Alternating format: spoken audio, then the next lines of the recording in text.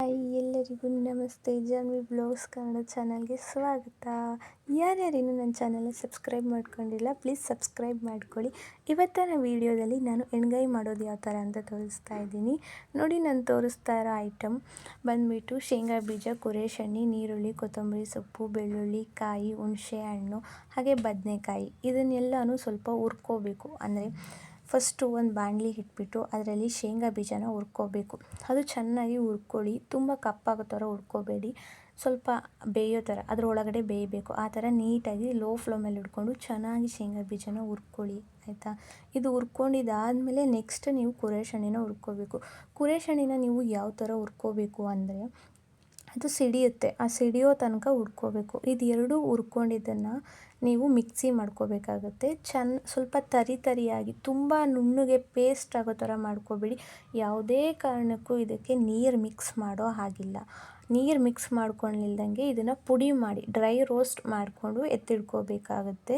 ನೋಡಿ ನಾನು ತೋರಿಸ್ತಾ ಇದ್ದೀನಲ್ಲ, ಈ ಥರ ಆಗಿದ್ದರೆ ಸಾಕು. ಅದಾದಮೇಲೆ ಮತ್ತೆ ಸ್ವಲ್ಪ ಬಾಣಲಿ ಇಟ್ಬಿಟ್ಟು ಸ್ವಲ್ಪ ಎಣ್ಣೆ ಹಾಕಿ, ಆಯಿತಾ. ಎಣ್ಣೆ ಹಾಕ್ಬಿಟ್ಟು ಇದರಲ್ಲಿ ನೀರುಳ್ಳಿನ ಹುರ್ಕೋಬೇಕು.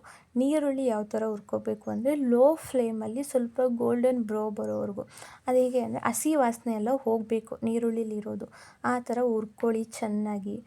ಹಾಗೆ ಇನ್ನೂ ನನ್ನ ಚಾನಲ್ನ ಯಾರ್ಯಾರು ಸಬ್ಸ್ಕ್ರೈಬ್ ಮಾಡ್ಕೊಂಡಿಲ್ಲ ದಯವಿಟ್ಟು ಸಬ್ಸ್ಕ್ರೈಬ್ ಮಾಡ್ಕೊಳ್ಳಿ. 5 ನಿಮಿಷದಲ್ಲಾಗೋದು. ಬ್ಯಾಚುಲರ್ಸ್ ಅಂದರೂ ತುಂಬ ಈಸಿಯಾಗಿ ಮಾಡ್ಕೋಬೋದು, ತುಂಬ ಟೈಮ್ ತೊಗೊಳ್ಳೋದಿಲ್ಲ. ಬಿಕಾಸ್ ನಾನು ನಿಮಗೆ ವೀಡಿಯೋ ಮಾಡಿ ಹಾಕಿರೋದ್ರಿಂದ ಸ್ವಲ್ಪ ಲೆಂತಿ ಅನ್ನಿಸ್ತಾ ಇದೆ ಅಷ್ಟೇ. ಹಾಗಾಗಿಂದ ನೀವು ಬೇಗ ಮಾಡ್ಕೋಬೋದು. ಒಂದು ಸಲ ವೀಡಿಯೋನ ಕ್ಲಿಯರಾಗಿ ನೋಡಿದ್ದೀರಾ ಅಂದರೆ ನೀವು ಬರೀ 5 ನಿಮಿಷದಲ್ಲಿ ಆಗೋಗುತ್ತೆ. ಏಕೆಂದರೆ ಬದನೆಕಾಯಿ ಬೇಯೋದಕ್ಕೆ ಟೈಮೇ ತೊಗೊಳ್ಳಲ್ಲ, ತುಂಬ ಅಂದರೆ ತುಂಬ ಬೇಗ ಆಗುತ್ತೆ, ಓಕೆನಾ. ಬ್ಯಾಚುಲರ್ಸಿಗಂತೂ ಇಲ್ಲ ಅಡುಗೆನೇ ಮಾಡೋಕ್ಕೆ ಬರದೇ ಇರೋರು ಕೂಡ ಈ ವಿಡಿಯೋನ ನೋಡಿಬಿಟ್ಟು ಕುಕ್ಕಿಂಗ್ ಮಾಡ್ಕೋಬೋದು. ಕುಕ್ಕಿಂಗ್ ಅನ್ನೋದು ತುಂಬ ಈಸಿ, ಫಸ್ಟ್ ಕಲಿಯೋವರೆಗೂ ಅಷ್ಟೇ. ಇದನ್ನು ಹುರ್ಕೊಂಡಿದ್ದಾದಮೇಲೆ ನೀವು ಮಿಕ್ಸಿಗೆ ಹಾಕ್ಕೊಳ್ಳಿ, ಆರಿಸ್ಬಿಟ್ಟು. ಅದು ಆರಬೇಕು, ಆರಿದಾದಮೇಲೆ ಮಿಕ್ಸಿಗೆ ಹಾಕ್ಕೊಳ್ಳಿ. ಅದಾದಮೇಲೆ ತೆಂಗಿನಕಾಯಿ, ಅದಾದಮೇಲೆ ಹುಣಸೆ ಹಣ್ಣು, ಅದಾದಮೇಲೆ ಖಾರದ ಪುಡಿ, ಸಾಂಬಾರು ಪುಡಿ, ಉಪ್ಪು, ಬೆಳ್ಳುಳ್ಳಿ, ಕೊತ್ತಂಬರಿ ಸೊಪ್ಪು, ಇದನ್ನೆಲ್ಲನೂ ಹಾಕ್ಕೊಂಡು ಸ್ವಲ್ಪ ನೀರು ಹಾಕ್ಕೊಂಡು ಮಿಕ್ಸಿ ಮಾಡ್ಕೊಳ್ಳಿ. ಏಕೆಂದರೆ ಇದು ಬದನೆಕಾಯಿ ಒಳಗಡೆ ತುಂಬಬೇಕು, ಹಾಗಾಗಿಂದ ನೀವು ತುಂಬ ತೆಳ್ಳಗೆ ಮಾಡ್ಕೋಬಾರ್ದು, ಆಯಿತಾ. ಸ್ವಲ್ಪ ನೀರು ಹಾಕ್ಕೊಂಡು ಮಿಕ್ಸಿ ಮಾಡ್ಕೊಳ್ಳಿ. ಮಿಕ್ಸಿ ಮಾಡ್ಕೊಂಡಿದ್ದಾದಮೇಲೆ ಬದನೆಕಾಯಿನ 4 ಹೋಳಾಗಿ ಕಟ್ ಮಾಡಿಕೊಂಡು ಅದರೊಳಗಡೆ ಹುಳ ಇದೆಯಾ ಇಲ್ವಾ ಅಂತ ಚೆನ್ನಾಗಿ ನೋಡಿಕೊಂಡು ಅದರೊಳಗಡೆ ನಾನು ತೋರಿಸ್ತಿರೋ ಹಾಗೆ ತುಂಬ್ಕೋಬೇಕು. ಖಾರನ ನಾವೇನು ಮಿಕ್ಸಿ ಮಾಡಿ ಇಟ್ಕೊಂಡಿರ್ತೀವಲ್ಲ ಅದನ್ನು ಚೆನ್ನಾಗಿ ತುರುಕಬೇಕು. ತುರುಕಿದಾದಮೇಲೆ ಮೇಲ್ಗಡೆ ಫುಲ್ ಹಚ್ಚಿ, ಅದು ಯಾವುದೇ ಕಾರಣಕ್ಕೂ ನೀರು ಮಿಕ್ಸ್ ಮಾಡಬೇಡಿ ಜಾಸ್ತಿ. ಅದಾದಮೇಲೆ ಒಂದು ಬಾಣಲಿ ಇಟ್ಬಿಟ್ಟು ಎಣ್ಣೆ ಹಾಕಿಬಿಟ್ಟು ಅದಕ್ಕೆ ಸಾಸಿವೆ ಜೀರಿಗೆ ಹಾಕಿಬಿಟ್ಟು ಕರ್ಬೇವು ಸೊಪ್ಪನ್ನ ಹಾಕಿಬಿಟ್ಟು ಸ್ವಲ್ಪ ಒಗ್ಗರಣೆ ಕೊಡಿ, ಆಯಿತಾ. ಒಗ್ಗರಣೆ ಕೊಟ್ಟಿದ್ದಾದಮೇಲೆ ನಾವೇನು ಬದನೆಕಾಯಿ ಒಳಗಡೆ ಖಾರ ತುಂಬಿ ಇಟ್ಟಿರ್ತೀವಲ್ಲ ಅದನ್ನು ಒಂದೊಂದಾಗಿ ಇಳೆ ಬಿಡಬೇಕು. ಯಾವುದೇ ಕಾರಣಕ್ಕೂ ಇವಾಗಲೇ ನೀರನ್ನ ಮಿಕ್ಸ್ ಮಾಡಬೇಡಿ. ನೀವು ಮಿಕ್ಸಿ ತೊಳೆದಿಟ್ಟಿರೋ ನೀರನ್ನ ಹಾಗೆ ಇಟ್ಕೊಂಡಿರಿ.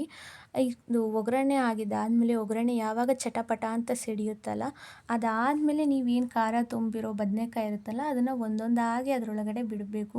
ಬಿಟ್ಟಿದ್ದಾದಮೇಲೆ ಅದು ಚೆನ್ನಾಗಿ ಹಸಿ ವಾಸನೆ, ಸ್ವಲ್ಪ ಖಾರ ಸಾಂಬಾರು ಹಾಕಿರ್ತೀವಲ್ಲ ಹಂಗಾಗಿಂದ ಅದು ಸ್ವಲ್ಪ ಹಸಿ ವಾಸನೆ ಹೋಗೋವರೆಗೂ ಅದೇ ಎಣ್ಣೆಯಲ್ಲಿ ಅಂದರೆ ಒಗ್ಗರಣೆಯಲ್ಲಿ ಸ್ವಲ್ಪ ಚೆನ್ನಾಗಿ ಫ್ರೈ ಮಾಡ್ಕೊಳ್ಳಿ. ಫ್ರೈ ಮಾಡ್ಕೊಂಡಿದ್ದು ಆದಮೇಲೆ ಅದಕ್ಕೆ ಒಂಥರ ಚೆನ್ನಾಗಿರುತ್ತೆ ನೋಡಿ. ಬದನೆಕಾಯಿ ಮೇಲ್ಗಡೆ ಅದು ಖಾರ ಸಾಂಬಾರೆಲ್ಲ ಬಿಡ್ಕೊಳ್ಳುತ್ತೆ. ಅದಾದಮೇಲೆ ನೀವು ಏನು ನೀರು ತೊಳೆದಿರೋ ನೀರು, ಖಾರದ ನೀರು ಎರಡನ್ನೂ ಮಿಕ್ಸ್ ಮಾಡಿ ಒಂದು 5 ನಿಮಿಷ ಹಾಗೆ ಬಿಟ್ಟರೆ ಅದು ಚೆನ್ನಾಗಿ ಬೇಯುತ್ತೆ. ಬರೀ 5 ನಿಮಿಷ ಸಾಕು. ಬದನೆಕಾಯಿ ಮೆತ್ತಗಾಗಿದೆ ಅಂತ ನಿಮಗೆ ಅನಿಸುತ್ತೆ, ಗೊತ್ತಾಗುತ್ತೆ ಅದನ್ನು ನೋಡಿದ ತಕ್ಷಣ.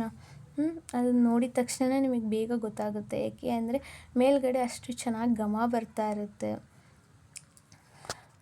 ಯಾರ್ಯಾರು ಇವತ್ತೇ ನನ್ನ ಚಾನಲ್ನ ಫಸ್ಟ್ ಟೈಮ್ ನೋಡ್ತಾ ಇದ್ದೀರಾ ಪ್ಲೀಸ್ ಸಬ್ಸ್ಕ್ರೈಬ್ ಮಾಡ್ಕೊಳ್ಳಿ, ನನ್ನ ಚಾನಲ್ಗೆ ಸಪೋರ್ಟ್ ಮಾಡಿ. ನಿಮಗೆ ನೆಕ್ಸ್ಟ್ ಯಾವ ಥರ ಆದರೂ ಕುಕ್ಕಿಂಗ್ ವೀಡಿಯೋಸ್ ಬೇಕಿದ್ದರೆ ಕಮೆಂಟ್ ಮಾಡಿ, ನಾನು ಅದನ್ನು ನಿಮಗೆ ಮಾಡಿ ತೋರಿಸ್ತೀನಿ. ನಾನು ನನ್ನ ಬ್ಲಾಗಲ್ಲಿ ಎಲ್ಲ ಥರದ ವೀಡಿಯೋನೂ ನಾನು ನಿಮಗೆ ಅಪ್ಲೋಡ್ ಮಾಡ್ತೀನಿ.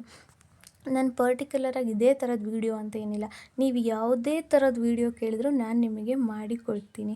ಇನ್ನೇನು ಬದನೆಕಾಯಿ ಪೂರ್ತಿಯಾಗಿ ಬೆಂದಿದೆ ಅಂತ ನಿಮಗೆ ಅನಿಸುತ್ತೆ ಅಲ್ವಾ, ನಿಮಗೆ ಸಾಕು ಇಷ್ಟು ಅಂದಮೇಲೆ ಫಸ್ಟಿಗೆ ರುಬ್ಬಿಟ್ಟಿರ್ತೀರಲ್ಲ ಕುರೇಶೆಣ್ಣೆ ಮತ್ತು ಶೇಂಗಾ ಬೀಜ ಅದು ಪುಡಿ ಇರುತ್ತಲ್ಲ ಆ ಪುಡಿನ ಉದುರಿಸ್ಬಿಟ್ಟು ಚೆನ್ನಾಗಿ ಮಿಕ್ಸ್ ಮಾಡಬೇಕು. ನೀವು ಇದಕ್ಕೆ ಬೇಕಿದ್ರೆ ಎಳ್ಳು ಕೂಡ ಹಾಕ್ಕೋಬೋದು. ಎಳ್ಳು ಖಾಲಿ ಆಗಿತ್ತು ಅಂತ ನಾನು ಎಳ್ಳನ್ನ ಹಾಕಿಲ್ಲ, ನೀವು ಎಳ್ಳನ್ನ ಹಾಕ್ಬೋದು. ಸೇಮ್ ನೀವು ಮದುವೆ ಮನೇಲಿ ತಿಂದಿರೋ ಟೇಸ್ಟೇ ಸಿಗುತ್ತೆ. ಅವ್ರಿಗಿನ್ನ ನಾವು ತುಂಬ ಚೆನ್ನಾಗೇ ಮಾಡ್ಕೋಬೋದು ಮನೇಲಿ. ಅದಾದಮೇಲೆ ಅದು ಸೈಡಲ್ಲಿ ಎಣ್ಣೆ ಬಿಡ್ತಾ ಇರೋದು ಗೊತ್ತಾಗುತ್ತೆ. ಕೊತ್ತಂಬರಿ ಸೊಪ್ಪು ಹಾಕ್ಬಿಟ್ಟು ನೋಡಿ, ಸೈಡಲ್ಲಿ ಚೆನ್ನಾಗಿ ಎಣ್ಣೆ ಬಿಡ್ತಾ ಇರೋದು ಕಾಣಿಸ್ತಾ ಇದೆಯಲ್ಲ, ಇದನ್ನು ಅಕ್ಕಿ ರೊಟ್ಟಿ ಜೊತೆ, ಚಪಾತಿ ಜೊತೆ, ನೀವು ಯಾವುದ್ರ ಜೊತೆಲಿ ಬೇಕಾದರೂ ತಿನ್ಬೋದು. ಟೇಸ್ಟ್ ಅಂತೂ ಸಖತ್ತಾಗಿರುತ್ತೆ. ನಮ್ಮ ಮನೇಲಂತೂ ಫುಲ್ಲು ಖಾಲಿ ಆಗೋಯಿತು. ನನ್ನ ಬ್ಲಾಗ್ ಇಷ್ಟ ಆದರೆ ಎಲ್ಲರೂ ಸಪೋರ್ಟ್ ಮಾಡಿ. Thank you for watching. Next ವಿಡಿಯೋದಲ್ಲಿ ಸಿಗೋಣ.